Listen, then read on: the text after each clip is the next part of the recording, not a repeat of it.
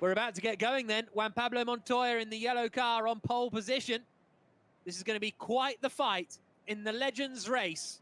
Part of the race is all-star esports battle, and these are the old stars getting ready to race as the lights go green. Now, good getaway, from Emanuele Pirro, carving into the lead of the race, goes ahead of Juan Pablo Montoya. So Pirro leads, Montoya's hit him. Round they both go at turn 1. It's like 1973 as they all hit into each other on the exit of Copse Corner, and I would classify that as not having gone well. Carambolage, that was absolutely. It all came from that man, Juan Pablo Montoya, who's resumed right at the back, just getting into the back of Emanuele Pirro, who had the better start. Montoya just tipped him into the spin. They got such lack of grip already. They get a bit of a slide on it. It's very difficult to catch. And then everyone else just shunting into those two stricken cars. And, with the few that snuck through with Franchitti, Turner and Priaulx, and they're the top 3 right now. So Dario Franchitti leading at the end of lap 1 of 11. He's 7/10 of a second ahead of Darren Turner in second place. Andy Priaulx in third spot. David Brabham is fourth. Adrian Fernandez is in fifth place. Herta 6th. De Ferran 7th. Kanaan 8th. Pirro 9th. Fittipaldi in 10th position. And here's a look at the replay, Jolien. Yeah, so it's just there. Montoya, it's just a little tiny tap on the back of Pirro. Really not much, but then everyone just drills into him. And I'll tell you what, I think he's glad that it's a sim race only from that one. That was a pretty hefty contact, about 5 times. Yeah, that was a big one. My reference to 1973 was the Woodcote corner crash for Jody Scheckter that annihilated a lot of the field. But Dario Franchitti out in front then, 6/10 of a second ahead of Darren Turner. And then it's a second back to Andy Priaulx in third position as they come across the line to start lap 3 of 11 now, into the right-hander of Copse Corner. Franchitti have raced at Silverstone a huge amount since moving to the German Touring Car Championship, the DTM, in the mid-90s after a little bit of British F3 and other junior single-seater series, whereas Darren Turner will have had a lot of time at Silverstone. Franchitti does do some track days around Silverstone these days. In fact, I think he did one quite recently anyway. But Franchitti into the left-hander now. And Turner's staying with him here. Yeah, well, didn't Franchitti start getting back into sim racing using Darren Turner's company, his base performance simulators? So now the two of them are running 1-2 and just about managing to drop Andy Priaulx, who's still doing a good job in third. But they're two of the younger legends probably in the field, Franchitti and Darren Turner, and doing a good job. But then how can they be so consistent in these difficult cars? That's going to be difficult and under huge pressure for Dario Franchitti out front in particular. Now this is Tony Kanaan running in 7th position. He is trying to fight his way past Bryan Herta. So the 49-year-old Herta, the ex-Champ Car and IndyCar team owner, the 1993 Indy Lights champion, coming under a bit of pressure from Tony Kanaan. Down into Brooklands. Oh, he's gone for it there, Kanaan. No, not quite. But a great fight between Herta and Kanaan. And we've seen Colton Herta out, Bryan Herta's son, in a lot of races so far. So great to have him in the fight. Max Papis is there running in 10th place, right up behind Tiago Monteiro. The Portuguese racer Monteiro, just in front of the Italian Max Papis, 5-time Le Mans podium finisher, 3-time Champ Car race winner Papis, up against Tiago Monteiro, former Formula 1 driver for Jordan. Former podium finisher for Jordan in US in 2005, Tiago Monteiro. Some serious Formula 1 pedigree. Just holding off Max Papis then in the battle for ninth. Someone's rejoining there, and that's Pirro. So Emanuele Pirro has made a mistake at Beckett's, has rejoined the track, and who's that? Spinning back onto the circuit. It's all sorts of chaos further back. Is that, I think that was Was it Franchitti? Him and Turner are very close together. No, I think he's still going, Dario Franchitti. It looked like his sort of blue-purpley car. Brabham is up into third place, battling with Andy Priaulx, but Franchitti's still leading as they come across the line to start lap 6 of 11. So in all of that, Franchitti's just opened up a bit more of a gap. Here's a move from Bryan Herta on the back of Max Papis, but he chooses not to have a lunge into Cobbs. To be bold at any time. Here we go. He's still very close, though. Look to the inside at Beckett's. That'll do. That'll do. Too deep, though, on the brakes. And Papis straight back through. Really good racing all the way down. And very respectful between these two as well. 8th and 9th, Papis and Bryan Herta. But here's Pirro getting past Tiago Monteiro. So Emanuele Pirro up into 5th position.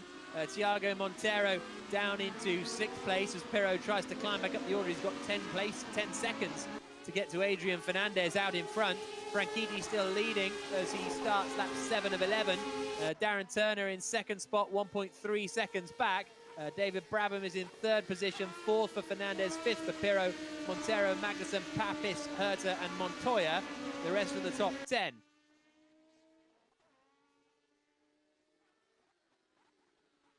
Yellow flag in sector 1, so someone's had a little bit of a moment.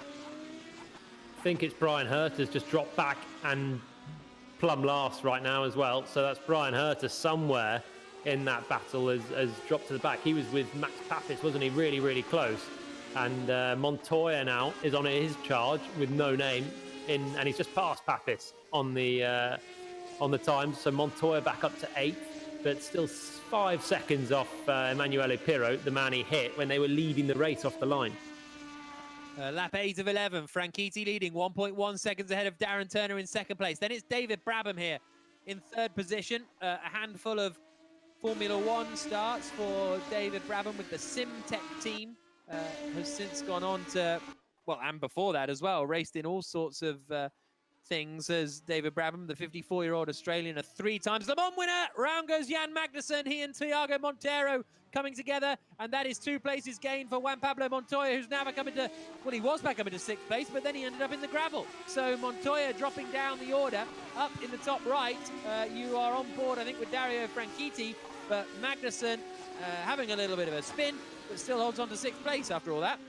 Yeah, and Montoya, I think, lost it all on his own, trying to avoid both Magnussen and whoever he hit. I can't remember now. But where's Andy Priaulx gone? Priaulx was the man in 3rd, and he's just vanished off our timing screen. So maybe a DNF for Andy Priaulx, which has put David Brabham up into 3rd place. Yeah, that's a very good point. So Andy Priaulx maybe in a little bit of trouble somewhere, or has had a bit of a disconnect.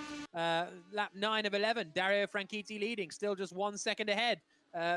Tiago Monteiro super late on the brakes, trying to get past Max Papis for 7th position. And Franchitti still leading, the 2nd clear of Darren Turner. They're all starting to spread out a little bit. But this is the thing, whoa, late in the day, Monteiro up the inside of Max Papis, and that's 7th place. Nice move there. Late in the day, didn't want to show anything to Papis, so Papis would defend it. Just dived out, nice and clean move for Monteiro. And of course, it was him that got binned off by Jan Magnussen on the last lap as well. So he's making up for a bit of lost ground. And they're both back to where they were pretty much, 6th and 7th. Now, the interesting thing here is whether these guys are going to get the bug and whether they'll be, we'll have a Legends race every weekend. Oh, there's someone arriving backwards into Brooklands. And it was Brabham. It was David Brabham, spun around and has lost 3rd place now to Adrian Fernandez. We're on board with Dario Franchitti, though, starting the final lap of the race. Lap 11 of 11 for the Scotsman. Doing everything right so far. Dario Franchitti, still 1.2 seconds. Can't afford to put a wheel wrong at the moment. But he hasn't for 10 laps, still sliding it into Beckett. And onto the back straight. That's Emerson Fittipaldi, who he's trying to put a lap on, but doesn't need to, just ahead. So Franchitti still with no one ahead in terms of race performance. There's more cars rejoining. That's Bryan Herta coming out of Brooklands. But here we go, Franchitti, one more corner. Through the final corner at Luffield, and then the first Legends race of the race's all-star esports battle. It's going to be Dario Franchitti that wins again, once again on the top step of the podium. Franchitti victorious at Silverstone, 1.2 seconds ahead of Darren Turner in 2nd place. And Adrian Fernandez is going to finish in 3rd position, just ahead of David Brabham, who will be kicking himself for that spin down at Brooklands. 5th for Emanuele Pirro, after he took pole 2nd on the grid, wasn't he? And then took the lead and then was spun around by Montoya. Jan Magnussen in 6th place. Tiago Monteiro will be in 7th position. And yeah, let's hope these drivers get the bug and then want to do it again, I guess.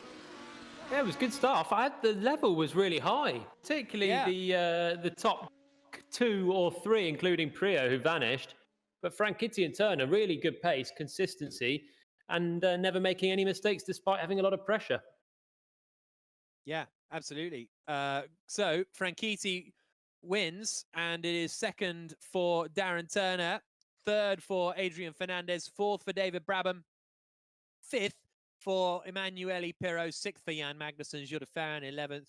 Emerson Fittipaldi, after only 2 hours practice, that's a good effort to get to the end, quite frankly. I know that sounds a little bit patronizing, but the 73-year-old did a very good job there.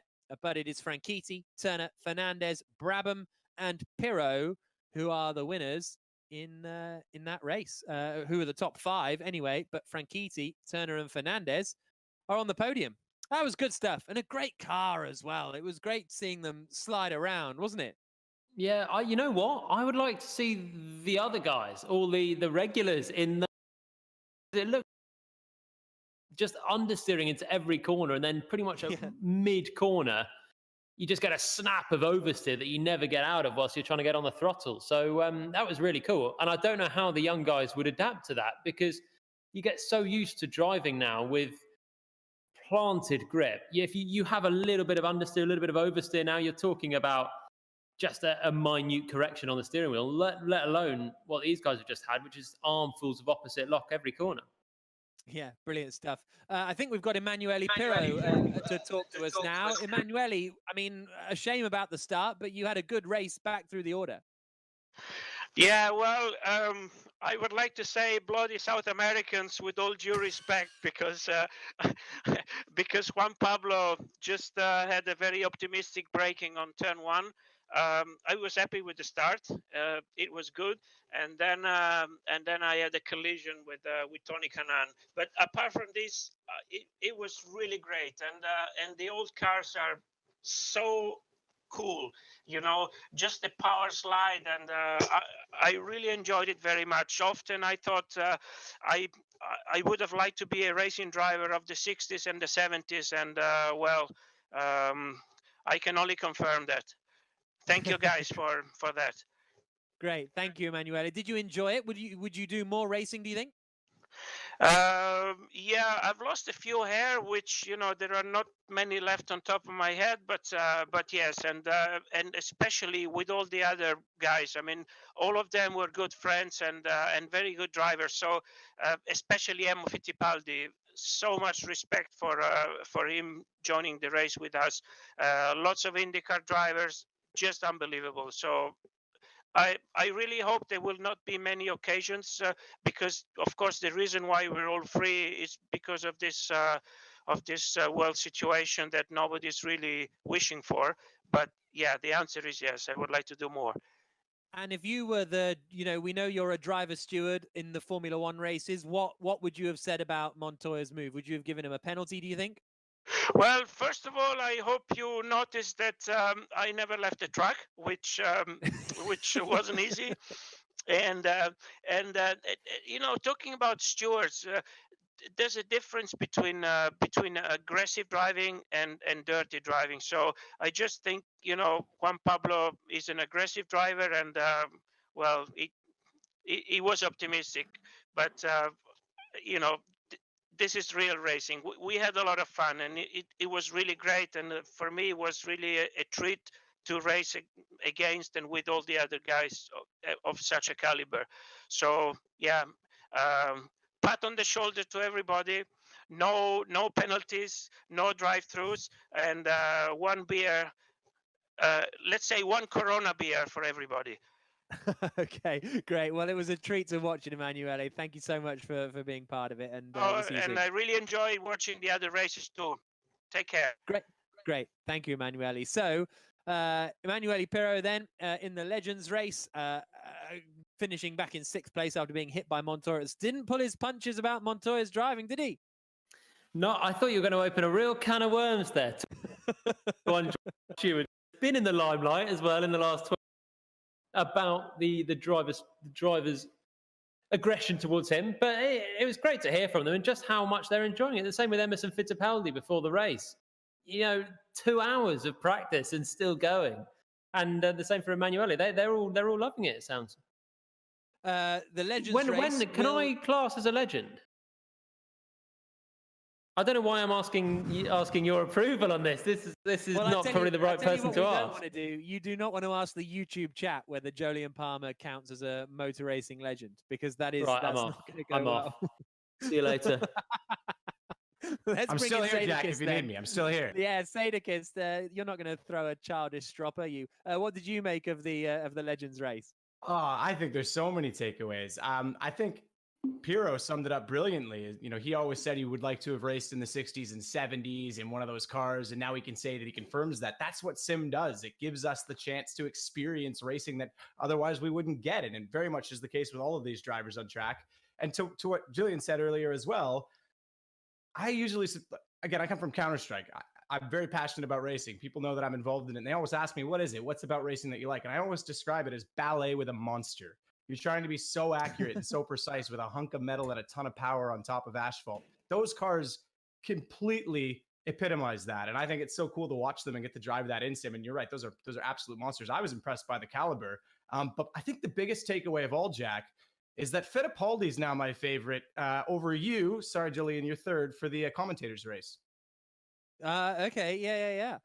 Yeah, okay, that's fair enough. I'm going to see whether Dario picks up here. He might not, and that'll be awkward if he blanks my call. I think you probably taught him everything he knows, doesn't he?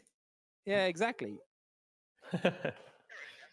Hello, Dario. You're live on the YouTube at the moment. How was that for you? Okay, and what did you make of Juan Pablo's move into turn 1? I couldn't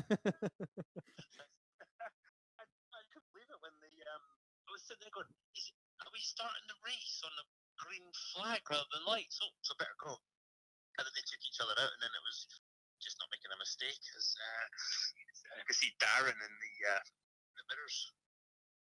He put you under a bit of pressure. Yeah, he did. Every time I'd make a slight mistake, he was getting closer. So I just, I didn't want to mess up. It was really good fun, though. We were all talking about how much fun it was, and we're all making arrangements already for next week. And a winner again. Yeah, well. See, I told you I was all right, Jackie. No, I believed you. All right. Have a good one. We'll see you soon.